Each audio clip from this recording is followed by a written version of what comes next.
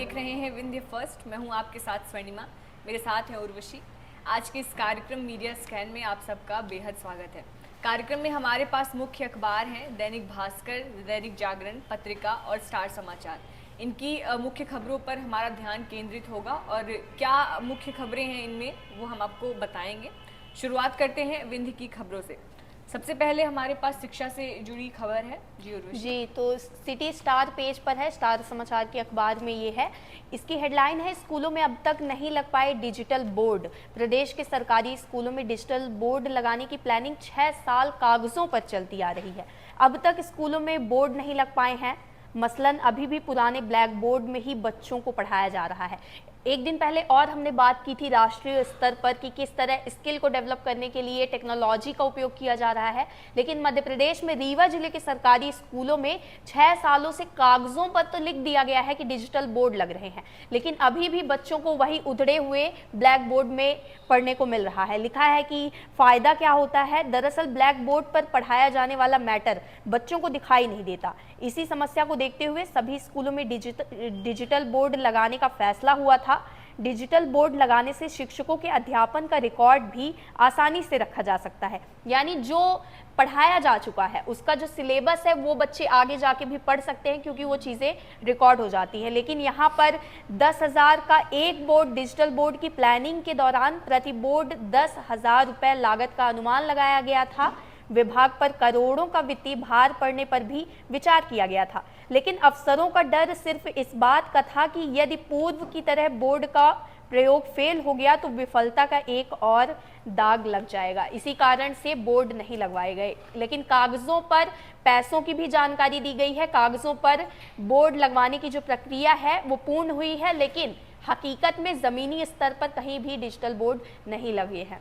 जी उर्वशी, अगली खबर की हम बात करें तो ये रीवा क्षेत्र की है, जहां शहर से जो लगी हुई प्राथमिक शालाएं हैं वहां की स्थिति सही नहीं है। इसमें बताया गया 2 शालाएं दी गई हैं। पहली बालक प्राथमिक पाठशाला सिकरम खाना नगर निगम के वार्ड क्रमांक 3 ढेकहा में स्थित है। 2 शालाओं का इसमें जिक्र किया गया है। यहाँ एक तरफ इको पार्क है, वहीं दूसरी तरफ ये प्राथमिक पाठशाला में बच्चों को बैठने के लिए जगह नहीं है। साथ ही में यहाँ बताया जा रहा है कि स्थायी बिजली का कनेक्शन नहीं है और शौचालय की भी यहाँ पर व्यवस्था नहीं है। ना ही यहाँ पे शौचालय में पानी की व्यवस्था है, जिसकी वजह से छात्रों को काफ़ी ज़्यादा परेशानी उठानी पड़ती है। वहीं जो दूसरा है वो सिकरम खाना प्राथमिक पाठशाला जी 1935 में ये बना था।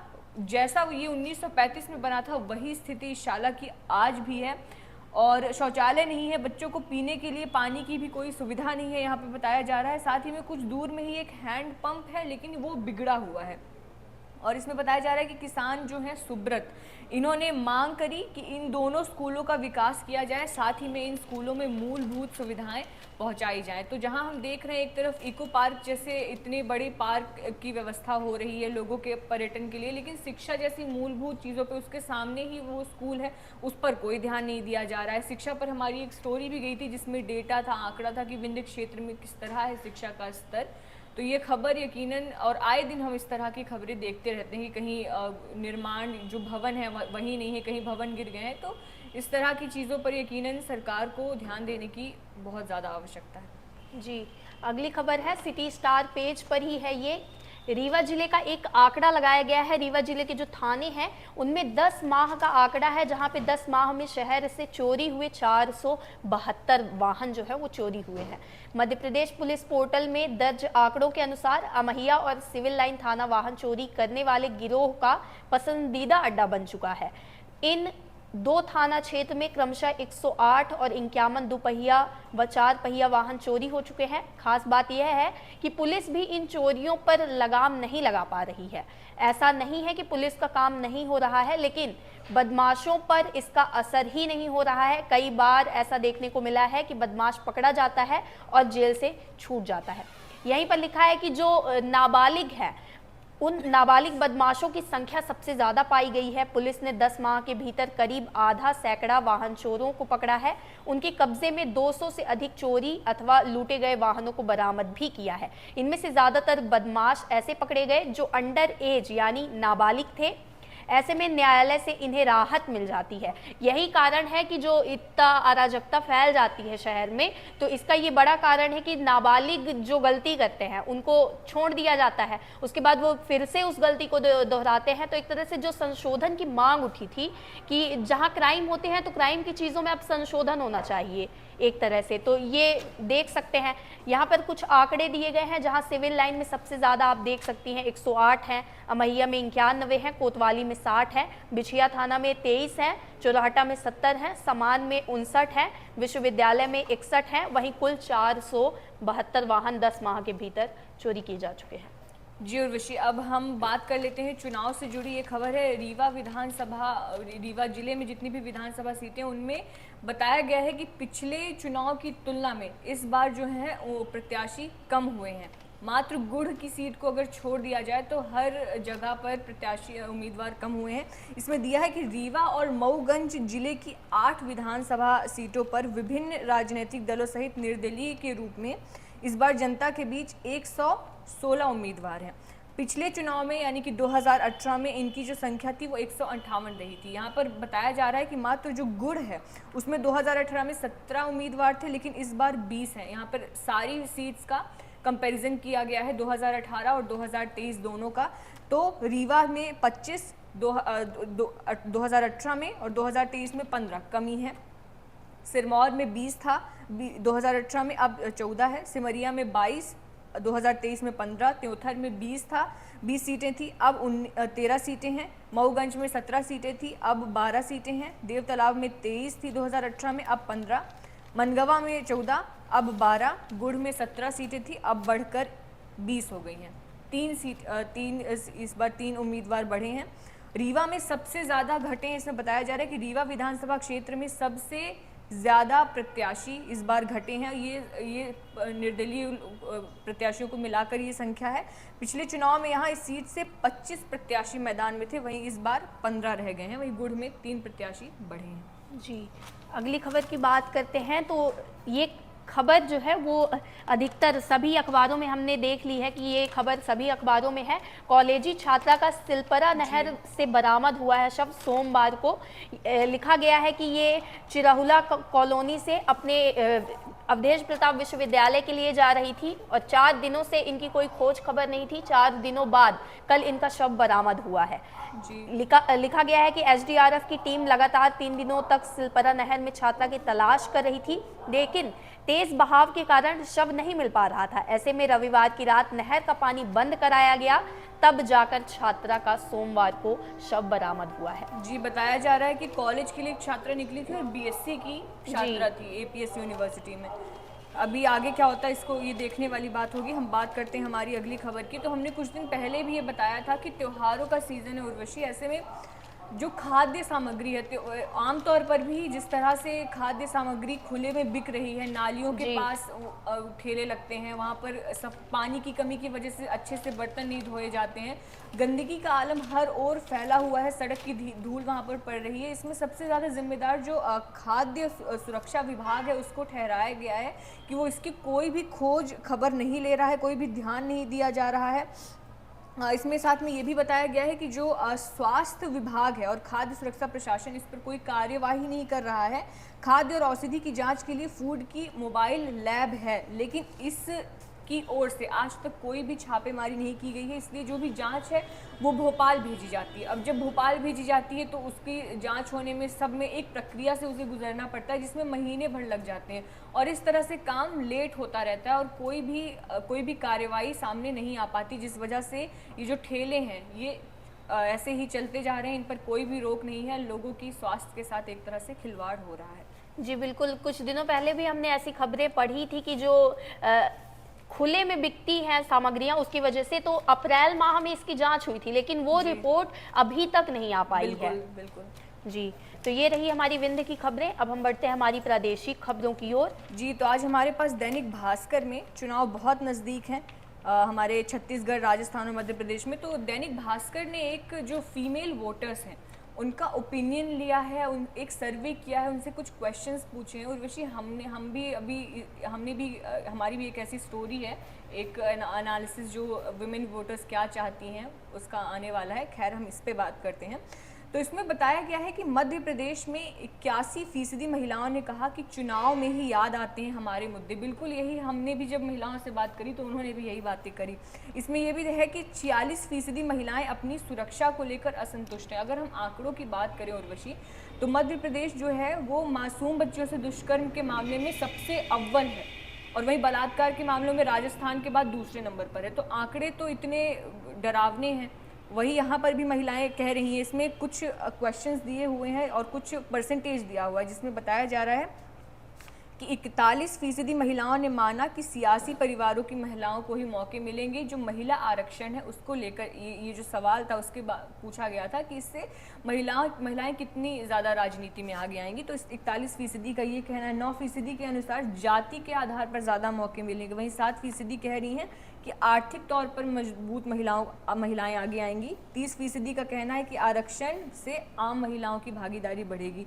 वहीं अगर हम सुरक्षा की बात करें तो इसमें कहा गया है कि इसमें क्वेश्चन है कि केंद्र सरकार जो राज्य सरकार है उसके द्वारा जो सुरक्षा के प्रयास किए गए हैं उससे आप कितनी संतुष्ट हैं। इसमें से 14% का कहना है कि वो पूरी तरीके से संतुष्ट हैं, लेकिन 40% का कहना है कि संतुष्ट हैं लेकिन सुधार की गुंजाइश है। 24% महिलाओं का कहना है कि सुरक्षा स्थिति जो है वो खराब है। वहीं 22% का कहना है कि सुरक्षा पर सरकार गंभीर बिल्कुल भी नहीं है।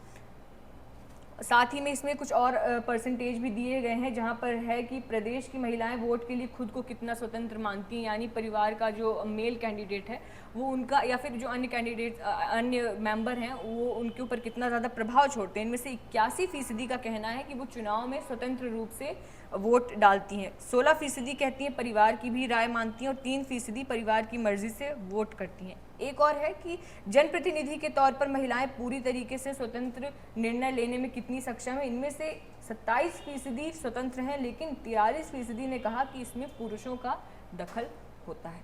जी, अब हम बात करते हैं राज्य स्तरीय में दूसरी खबर की। तो मध्य प्रदेश हाई कोर्ट में 7 नए जजों की नियुक्ति हुई है, जहां पर 34 जज थे तो अब मिलाकर 41 जज हो गए हैं। लिखा गया है कि मध्य प्रदेश हाई कोर्ट में सोमवार को 7 नए न्यायाधीशों को मुख्य न्यायाधीश रवि मलमठ ने सीजे कोर्ट में शपथ ग्रहण करवाई है। इसके साथ ही 7 ने पदभार संभाल लिया। इनमें से 2 अधिवक्ता व 5 न्यायिक अधिकारी शामिल हैं। नवागत न्यायमूर्ति विनय सराफ नाम है, विवेक जैन, राजेंद्र कुमार वाणी, प्रमोद कुमार अग्रवाल, विनोद कुमार द्विवेदी, देव नारायण मिश्रा और गजेंद्र सिंह ने आने के साथ ही हाईकोर्ट में जजों की संख्या बढ़ गई है। अब तक जजों के कुल स्वीकृत 53 पदों में से 34 जज कार्यरत थे, 41 हो गए हैं, लेकिन अभी भी 12 जजों के पद जो है वो अभी भी रिक्त छोड़े गए हैं। जी, अब हम रुक करते हैं हमारी राष्ट्रीय खबरों का। जी, तो राष्ट्रीय खबरों में स्टार समाचार के फ्रंट पेज में, हालांकि ये खबर सभी में दी गई है, भूकंप को लेकर दिल्ली एनसीआर में फिर डोली धरती, लोगों में दहशत का माहौल हुआ है। यूपी उत्तराखंड में भी असर हुआ है। 5.6 तीव्रता इसकी देखी गई है। लिखा गया है कि दिल्ली एनसीआर में सोमवार को शाम 4:16 पर फिर से एक बार भूकंप के जो झटके हैं वो महसूस किए गए हैं। इसका केंद्र नेपाल में था। रिएक्टर स्केल पर तीव्रता 5.6 आंकी गई। इसकी वजह से उत्तर प्रदेश और उत्तराखंड में भी इसके झटके महसूस किए गए हैं। वहीं बताया गया कि 4 नवंबर को भी रात, जैसे कि हमने बात की थी कि 11:32 में रीवा सतना में भी झटके महसूस किए गए थे रात के समय में। उसी तरह से यहाँ पर कुछ आंकड़े दिए गए हैं, पुराने आंकड़े हैं ये, कि 2015 में आए भूकंप से काठमांडू यानी नेपाल में काठमांडू 10 फीट तक खिसक गया था। नेपाल में साल 2015 में 7.8 तीव्रता के भूकंप ने भारी तबाही मचाई थी, जिसमें 9000 लोग जो हैं वो मारे गए थे। यहाँ पर लिखा है कि यूनिवर्सिटी ऑफ कैम्ब्रिज के टेक्टोनिक एक्सपर्ट जेम्स जैक्सन ने बताया कि भूकंप के बाद काठमांडू के नीचे की ज़मीन जो है वो 3 मीटर खिसक गई थी दक्षिण की ओर, यानी 10 फीट की लगभग वो ज़मीन खिसक गई थी।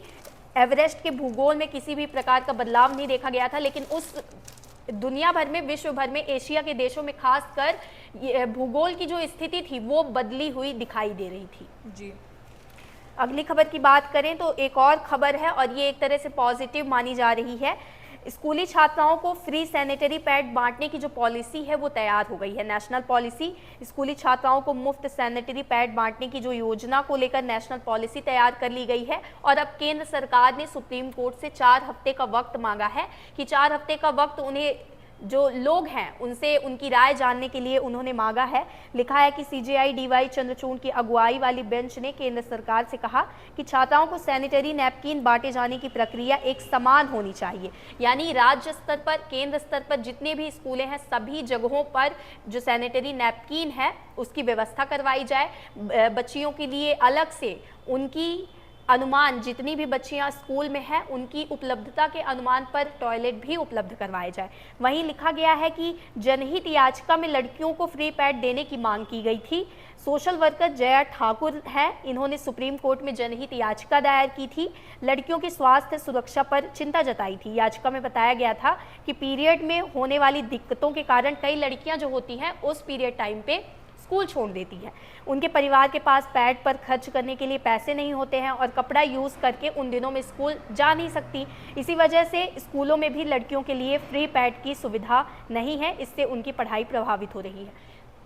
यहाँ पर लिखा है कि 10 अप्रैल को सुनवाई हुई थी जिसमें chief justice DY Chandrachud, justice PS Narasimha और जेबी पारदीवाला की बेंच ने राज्यों और केंद्र शासित प्रदेशों से स्कूलों में लड़कियों के टॉयलेट की उपलब्धता और सैनिटरी पैड और उस पर जो खर्च का ब्यौरा जो है वो मांगा था। साथ ही राज्यों और केंद्र शासित प्रदेशों से सैनिटरी पैड और सैनिटरी पैड वेंडिंग मशीन के लिए खर्च का ब्यौरा के साथ साथ इसके बाद 24 जुलाई को हुई सुनवाई के दौरान कोर्ट ने उन राज्यों को चेतावनी दी थी जिन्होंने तब तक फ्री सैनिटरी नैपकिन देने के लिए एक समान राष्ट्रीय नीति बनाने पर केंद्र को अपना जवाब नहीं भेजा था। 10 अप्रैल को सुनवाई के बाद उन्होंने जवाब मांगा था राज्यों से और केंद्र सरकार से, जिसके बाद जिन राज्यों ने उन्हें जानकारी नहीं दी थी उन्हें चेतावनी भी दी गई थी।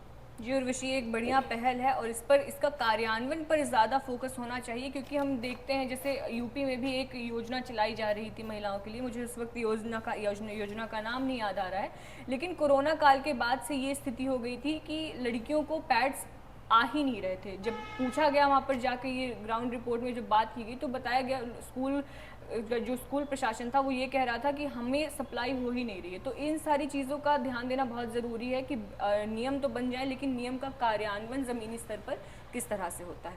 जी, अब हम बात कर लेते हैं अगली खबर की। तो सरकार ने इसमें बताया जा रहा है कि भारत आटा लॉन्च किया है। इसमें 27.50 रुपये किलो अब बिकेगा आटा और इसके लिए बताया जा रहा है, इसका कारण ये है कि बहुत ज़्यादा आटे के दाम जो है, गेहूं की बढ़ती कीमत की वजह से ये फैसला लिया गया है। साथ ही में केंद्र सरकार देश भर में अब 27.50 रुपये प्रति किलो पर ये भारत आटा उपलब्ध कराएगी। और साथ ही में केंद्रीय मंत्री पीयूष गोयल जो हैं उन्होंने सोमवार 6 नवंबर को दिल्ली में आटे के वितरण वाहनों को हरी झंडी दिखाकर रवाना किया। अब इसे 10 किलो और 30 किलो के पैक में उपलब्ध कराया जाएगा। साथ ही में देश भर में 2000 आउटलेट पर यह आटा मिलेगा। इसे national agriculture cooperative marketing federation of India limited, national cooperative consumers federation of India, सफल और मदर डेयरी और अन्य सहकारी संस्थाओं के जरिए लोगों तक पहुंचाया जाएगा। जी, अब हम बात कर लेते हैं हमारे जो अगला सेक्शन है, स्पोर्ट्स का सेक्शन है। तो इसमें बताया कल का जो मैच था उसमें बांग्लादेश ने श्रीलंका को हरा दिया है और ये श्रीलंका को पहली बार हराया है बांग्लादेश ने। साथ ही में बांग्लादेश ने अपनी लंबी हार का सिलसिला भी तोड़ा है और सेमीफाइनल की दौड़ से अब श्रीलंका बाहर हो गया है और अब बांग्लादेश की ये बड़ी जीत है। इसमें बताया जा रहा है कि हुसन शंटो और शाकिब के अर्धशतक से ये बांग्लादेश जीता है। साथ ही में मैथ्यूज जो श्रीलंका के एक अनुभवी खिलाड़ी थे, उन्होंने वो टाइम आउट होने वाले पहले खिलाड़ी बन गए हैं। वही लीडर बोर्ड है हमारे पास। लीडर बोर्ड में जैसे कि पिछले दिनों से हम देख रहे हैं कि भारत हमारा जो है वो अजेय रहते हुए, यानी एक भी मैच ना आते हुए 8 मैच खेले हैं, 8 जीते हैं। उसी तरह से 16 अंक के साथ पहले नंबर पर है। दक्षिण अफ्रीका जो है वो दूसरे नंबर पर है, ऑस्ट्रेलिया तीसरे नंबर पर और न्यूजीलैंड है वो चौथे नंबर पर दिखाया गया है। जी, अब हम रुख करते हैं हमारे कार्यक्रम के आखिरी सेक्शन पर। तो हमारे पास एक कार्टून है, दैनिक भास्कर में ये कार्टून है जहाँ एक वृद्धा है वो बैठी हुई है टीवी के सामने, टीवी में लिखा हुआ है जहरीली हवा। इस पर उनका एक डॉक्टर है वो कह रहा है कि अम्मा टीवी पर ये खबरें देखती रहोगी तो खांसी कैसे ठीक होगी। यकीनन ये जो वायु प्रदूषण एयर क्वालिटी इंडेक्स है दिल्ली का, उसके परिप्रेक्ष्य में इसे रखा गया है। जी, इसी तरह से पत्रिका में हमारे पास एक इलेक्शन टून भी है जहां पर नेताजी जा रहे हैं। उनकी जो सभा उन्होंने की थी वो वहां पर जितनी भी बेंच थी वो खाली रह गई। इस पर जो उनका पीए है वो कह रहा है यहाँ नहीं, सारी भीड़ अब सोशल मीडिया पर ही है। जी, तो ये रहा आज का हमारा कार्यक्रम। इसी तरह की खबरों के साथ हम रोज़ आते हैं, आप हमारे साथ बने रहिए। वीडियो पसंद आए तो लाइक करिए, शेयर करिए और चैनल को सब्सक्राइब करना ना भूलें। आपको जन मुद्दे पढ़ने हों तो आप हमारी वेबसाइट भी विजिट कर सकते हैं। आपके कोई जन मुद्दे हों वो आप हमें कमेंट बॉक्स पे बता सकते हैं, हमारी मेल आईडी पे मेल कर सकते हैं। बहुत बहुत धन्यवाद।